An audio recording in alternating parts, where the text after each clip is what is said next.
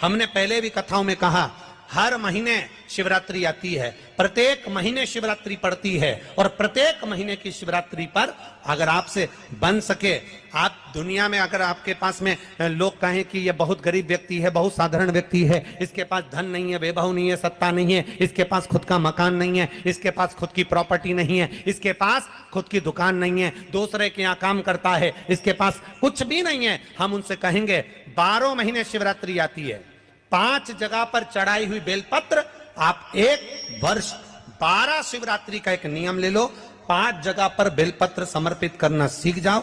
एक बेलपत्र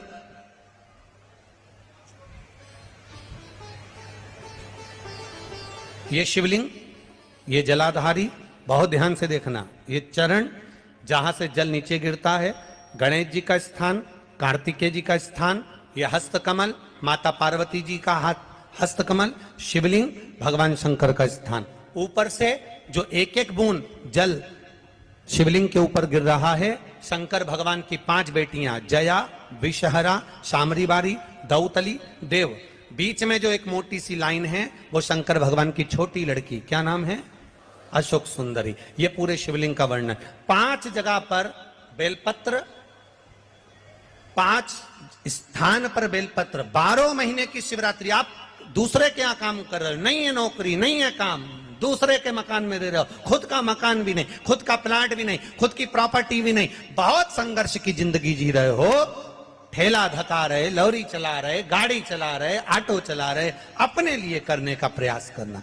घर में जितने सदस्य हैं, 12 महीने शिवरात्रि आती है, एक बेलपत्र अशोक सुंदरी वाली जगह पर, डंडी का मुंह नीचे की ओर, दूसरी बेलपत्र माता पार्वती जी के हस्त कमल पर। ये तो पत्ती जो होती है, इस पत्ती के 2 भाग शिवलिंग के बीच में हो। तीसरी बेलपत्र भगवान शंकर के शिवलिंग पर, डंडी का भाग आपके विपरीत दिशा में हो, विपरीत दिशा में। चौथी बेलपत्र भगवान शंकर का जहां से जल बहकर जाता है, जमीन पर जो जल बहता है, जमीन पे से जो जल बहकर जाता है, चौथी बेलपत्र उस जमीन के जल पर जहां से वो पानी बहकर जा रहा है, पूरे शिवलिंग को छोड़कर जहां से पानी जमीन पर बहकर जा रहा है उस स्थान पर। और 5वीं बेलपत्र नंदी का जो पांव ऊपर उठा हुआ है, उस पांव के पास में 5वीं बेलपत्र समर्पित करना। एक शिवरात्रि से लेकर 12 शिवरात्रि जो 1 वर्ष तक कर लेता है, 1 वर्ष अपनी कड़ी मेहनत के साथ में मेहनत पूरी करना। और ये 5 बेलपत्र हर महीने जो शिवरात्रि आती है उस पे समर्पित करना प्रारंभ कर दीजिए और मेहनत करना प्रारंभ कर दीजिए। आपको आपके कर्म का फल मिलेगा। साल भर के अंदर आप अच्छे बनकर बैठ सकते हैं। एक काली मिर्ची और काली तिल्ली के 7 दाने, एक काली मिर्ची और काली तिल्ली के कितने दाने? 7 दाने हथेली में रखकर अपनी कामना कर मन से अपने मन के बात को कहकर शंकर भगवान के शिवलिंग पर चढ़ा दीजिए। आपकी मनोकामना, कहते हैं हर महीने शिवरात्रि आती है, इस शिवरात्रि पर, मुख्य शिवरात्रि पर चढ़ाओगे, अगले महीने की जब शिवरात्रि आएगी तो आपकी मनोकामना पूरी हो जाएगी। 1 काली मिर्ची और 7 काली तिल्ली के दाने, मात्र 7। इस शरीर में कोई भारी रोग हो जाता है, काया का कोई रोग हो गया, चर्म रोग हो गया, चमड़ी सफेद पड़ने लगे, या कोई रोग काया से जुड़ा हुआ, कोई कैंसर जैसा भी रोग, 7 भाग दुर्वा के लेना है। कितने भाग लेना है? 7 भाग। 7 भाग दुर्वा के लेकर 5 बेलपत्र के साथ, बेलपत्री कितनी होना चाहिए? 5। 7 भाग दुर्वा के लेना है, 5 बेलपत्र लेना है, और लकुलेश महादेव का नाम लेकर शंकर भगवान पर प्रदोष या सोमवार की अष्टमी या शिवरात्रि के दिन भगवान देवाधिदेव महादेव के शिवलिंग के ऊपर अपने हृदय की कामना कर भगवान शिव को समर्पित करें। और ध्यान दें, अगर किसी व्यक्ति के नयनों में तकलीफ है, नेत्र विकार, नयनों से चश्मे की मात्रा बढ़ती जा रही है, नंबर बढ़ता जा रहा है, नंबर चढ़ता जा रहा है, बच्चों को भी चश्मा लग रहा है, चश्मे को उतारने का सबसे सुंदर तरीका नैनों को मारा। 12 महीने शिवरात्रि आती है, प्रत्येक महीने की शिवरात्रि पर बेलपत्री के बीच वाले पत्ते पर शहद लगाइए और शंकर जी के शिवलिंग को जाकर उसको चिपका दीजिए।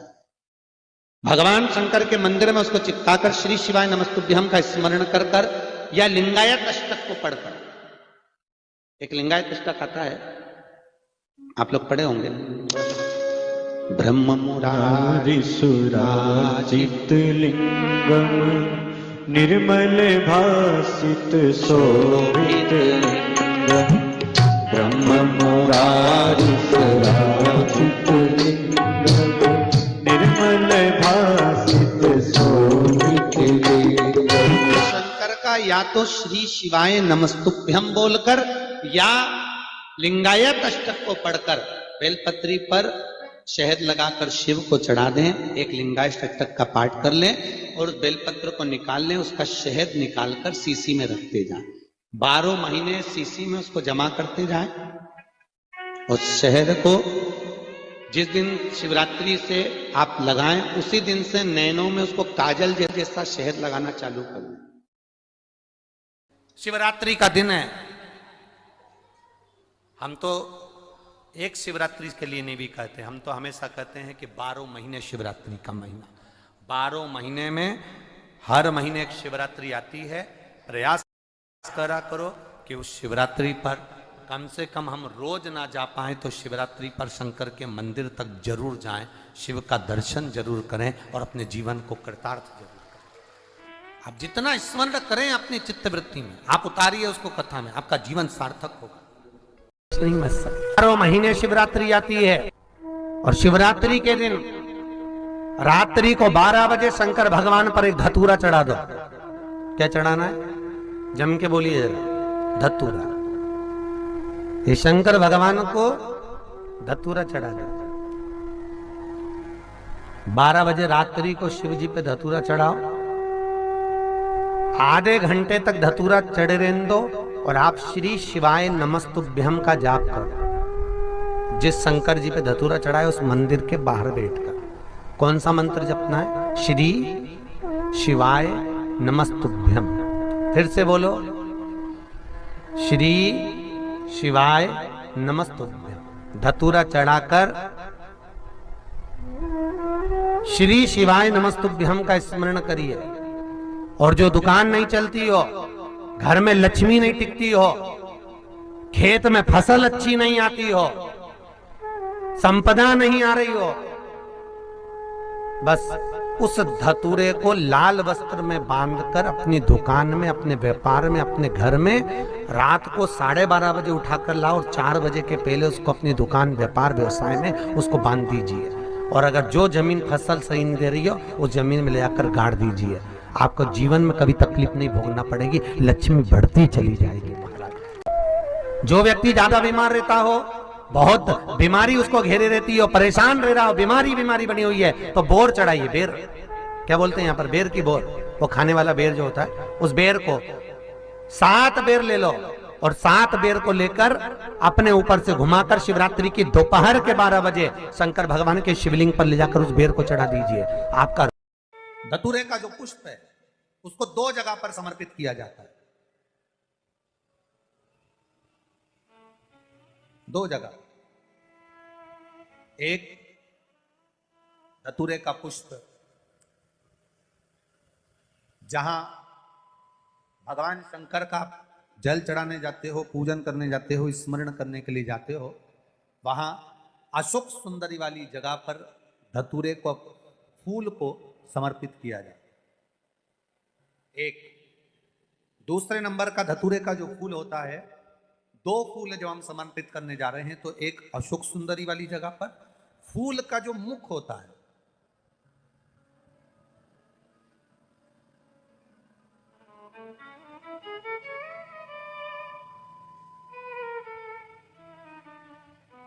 मान लो ये फूल है धतूरे का। वैसे तो धतूरे का फूल लंबा होता है, आपने दर्शन किए किस में? करे ना सबने दर्शन? धतूरे का फूल लंबा होता है। अब वो लंबा जो पुष्प है उसका जो खिला हुआ भाग है, जो खिला हुआ, और पीछे की जो डंडी है, तो अशोक सुंदरी वाली जगह पर जब हम समर्पित करते हैं, अशोक सुंदरी वाली जगह पर जब हम उसको चढ़ाते हैं, तो जैसे ये शिवलिंग है और यहाँ सामने अशोक सुंदरी की जगह है। तो जो अशोक सुंदरी वाली जगह पर हम पुष्प समर्पित करते हैं तो खिला हुआ जो भाग है, जो खिला हुआ भाग है, उसको इस तरह से रखते हैं कि शिवलिंग की ओर उसका खिला भाग जाए, और डंडी का भाग इधर गणेश जी, कार्तिकेय जी और 33 कोटि जो देवी देवता हैं उस ओर उसका भाग जाए, उसका भाग ऐसा समर्पित। एक दूसरा, शिवलिंग पर जब हम धतूरे का पुष्प समर्पित करते हैं, शिवलिंग पर जब हम धतूरे का पुष्प समर्पित करते हैं तो उस फूल का खिला हुआ जो भाग होता है उसका मुख हमारी ओर होना चाहिए। अर्थात डंडी का मुख जब शिवलिंग पर चढ़ाएंगे तो डंडी का मुख उधर हो और खिला हुआ भाग हमारी ओर। बहुत अंतर है महाराज। जैसे बेलपत्री चढ़ाते हैं तो बेलपत्री चढ़ाते समय डंडी का मुख अपने ओर कर लेते, पत्तियों का मुख उधर कर, तो खिला हुआ जो भाग है वो हम अपनी ओर रख लेते हैं। अब कनेर का पुष्प इससे विपरीत में चलता है। कनेर का जो पुष्प होता है उसकी डंडी का मुख हम अपनी ओर रख लेते हैं और खिला हुआ भाग महादेव की ओर कर देते हैं, वो थोड़ा विपरीत हो जाए। तो शिव तत्व कह रहा है, भगवान शंकर का संवाद कर रहा है, शिव महापुराण की कथा कर रही है। दो स्थान धतूरे के पुष्प को समर्पित करने के लिए दिए। कौन कौन सा स्थान है? जम के बोलो। पहला, जम के बोलो, अशोक सुंदरी के स्थान पर खिला हुआ भाग कहां होना चाहिए?